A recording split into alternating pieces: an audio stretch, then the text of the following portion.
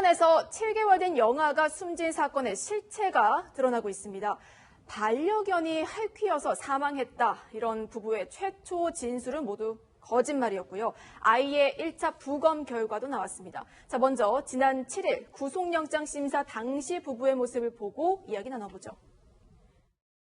왜 아이를 6일 동안 방치해 오신 겁니까? 왜 경찰 조사에서 거짓말을 하셨습니까? 아이 계속 방치해 오신 건가요? 계속 아이 학대해 오신 건가요? 아이 마지막으로 본 게 언제신지.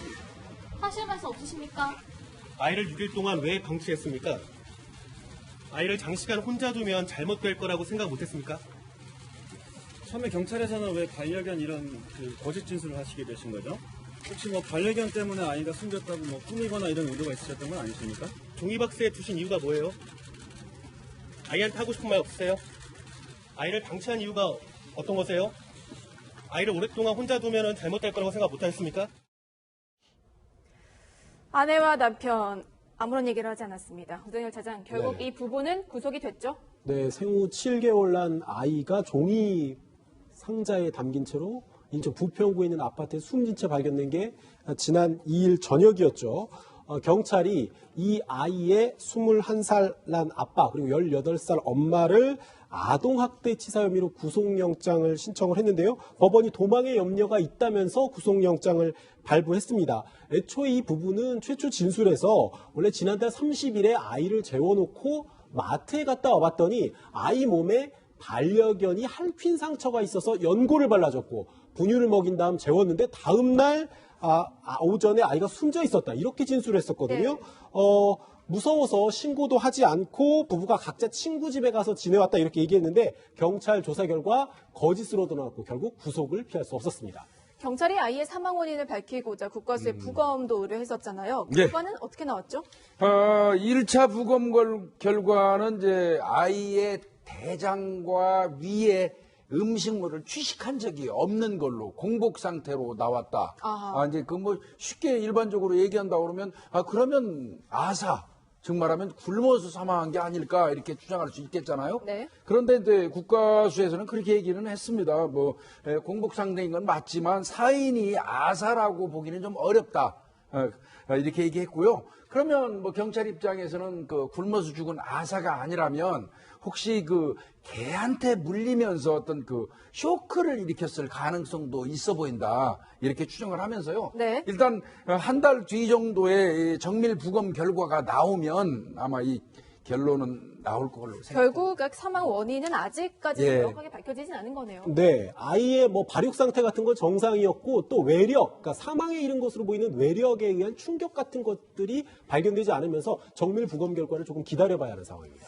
네, 처음에 반려견이 핥힌 것 때문에 사망한 것 같다고 진술한 이 부부. 하지만 진술하고 또 실제 행적이 일치하지 않으면서 경찰이 아주 강도 높게 추궁을 했고요. 결국 시인을 했다고 합니다.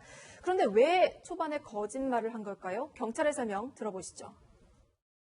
일단 자신들이 아이를 방치한 것을 인정하고 그로 인해서 죽었다는 것을 인정합니다. 특별하게 폭행이라든지 그런 거는 확인 안 되고 있고 본인들도 그렇게 진술 안 하고 어떤 외상 부검할 때 그런 외력이라든지 몸 같은 자국 같은 거 없었어요. 그에 대해서 명확하게 진술 안 해요. 처벌받기가 무서우니까 거짓말하지 않았을까 싶거든요. 네, 이제 아이의 사망의 진실을 좀 들여다보죠. 변호사님, 네. 부부가 아이를 무려 6일 동안이나 혼자 방치했다는 사실이 드러나지 않았습니까? 글쎄요. 지금 아이를 우리가 이제 부모가 아이를 낳으면 정말 진자리 마른 자리를 갈아주고 키운단 말이죠. 예. 그러니까 아이는 음식만 있다고 사는 게 아니에요. 그러니까 잘못 누웠다가 엎어졌다가는 질식사할 수도 있는 거고 여러 가지 가능성이 있는 거란 말이죠. 그러니까 엄밀히 말하면 지금 반려견이 핥힌 것 같다는 얘기는 그렇게 핑계대는 것이기도 하고 자기 자신들도 모르는 거예요. 그만큼 그러니까 방치를 한 것이죠. 그래서 이 사람들은 지금 방치를 해가지고 이제 사망을 한 건데 그것을 이제 핑계를 대서 좀 회피하고 싶은 생각도 있고. 근데 27일부터 어쨌든 31일까지 전혀 25일부터 전혀 이렇게 드러나듯이 흔적이 없다는 거예요. 그걸로 보면은 결과적으로 아이를 방치해가지고 사망한 거는 이제 분명한 것이죠. 25일부터 31일까지 방치를 했다는 거는 그동안 아무것도 먹이지도 않고 씻기지도 않고 기저귀도 그렇죠. 안 갈았다는 거 아니에요. 그런데 31일에 발견하고 나서는 왜 신고를 안 했던 거예요? 그러니까 이제 우리가 보통 이 나이가 어리고 21, 18이면 뭐 생각이 짧고 책임의식이 없다는 것은 우리가 일반적으로 알 수 있는 부분인데, 흔히 말하는 왜 개가 핥혔다는 얘기를 했을까라는 것에 뭐 방점을 찍는다고 하면은, 사실은 개의 입에는 황색포도당 구균이 있거든요. 그럼 쇼크사가 일어날 수도 있습니다. 사실은 보통 사람한테는 가능한데, 그러니까 그런 것을 핑계 대려고 하는 것 같기도 하고, 어쨌든 가장 핵심적인 것은 이들이 아이 양육에 대한 생각 자체가 없었고 책임의식 자체가 없었던 것을 대변해 주는 것 같습니다. 너무나 무책임한 행동입니다. 이건 나이를 떠나가지고. 대체 6일 동안 뭘 하고 있었던 거예요, 이 부부는? 그러니까 최초로 아이를 방치하기 이틀 전부터 부부가 이 아이를 방치했던 정황이 계속 드러납니다. 그러니까 25일부터 31일까지 방치를 했는데 이틀 전이 지난달 23일에도 이 부부가 싸운 다음에 아내가 남편이랑 이 7개월한 딸을 남겨두고 그냥 집을 나가버리거든요. 근데 놀라운 부분이 뭐냐면 40분 만에 그냥 남편이 혼자 나가버리는 거예요. 남편도 아이를 남겨놓고. 그러니까 아이는 이때부터 다음날 24일 밤에 엄마 아빠가 각자 들어와서 분유를 먹일 때까지 만 하루 넘게 그냥 혼자 있었던 거고요.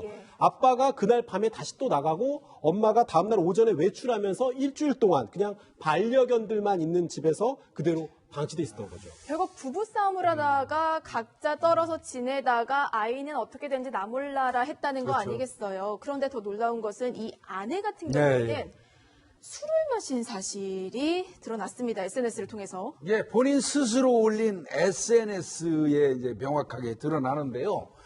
사건이 발생한 25일 날 이런 게 올라왔어요. SNS에. 오랜만에 모여서 술 마셨다. 이 아내 되는 사람이 올린 거예요. 아이를 방치하고 나간 첫날이죠. 네. 그다음 이제 그 다음 날 26일 날입니다. 어제 오늘 같이 술 마셨다. 계속 먹었나 봐요.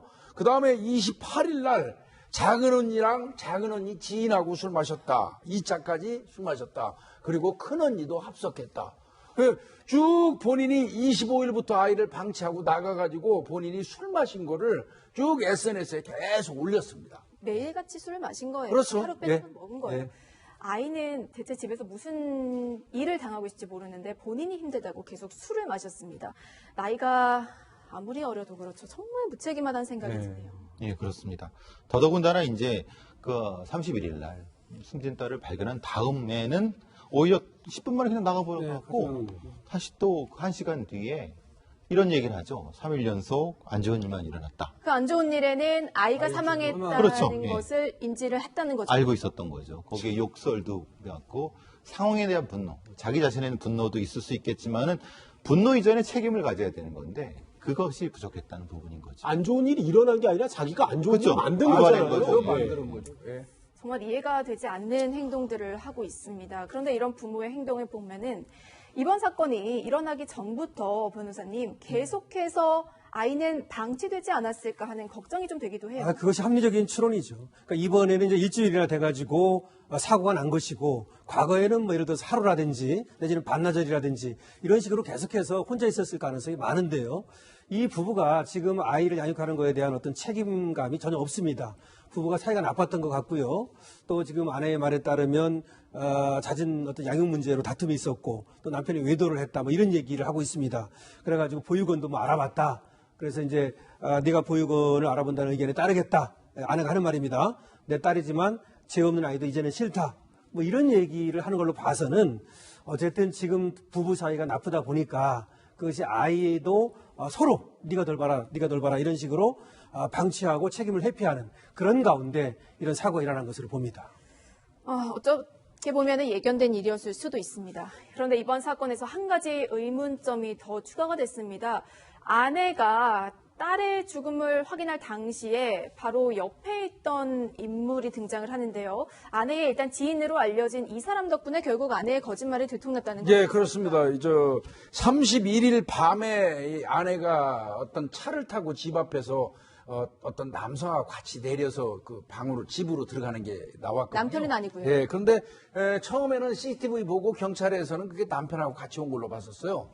근데 나중에 확인해 보니까 남편이 아닙니다. 남편이 아니고 이 지인이라고 하는데, 그래서 이제 아마 이 경찰이 이 차주, 그러니까 그 지인을 불러가지고 참고인 조사를 좀 했어요. 예. 그리고 또 본인한테 협조를 받아가지고 이 차 안에 있는 블랙박스도 분석을 했습니다. 그래서 결국 확인을 해보니까 이 아내가 이 경찰에 진술했던 내용 전체가 다 거짓말인 게 바로 다 드러난 것이죠. 부모의 무관심 속에 홀로 방치돼서 쓸쓸하게 사망한 7개월 영아의 사망 사건. 드러내야 될 것은 아직 있습니다. 부검 결과도 좀 지켜봐야 되고요. 완벽한 진실이 드러나기까지 수사 상황을 끝까지 지켜보도록 하겠습니다.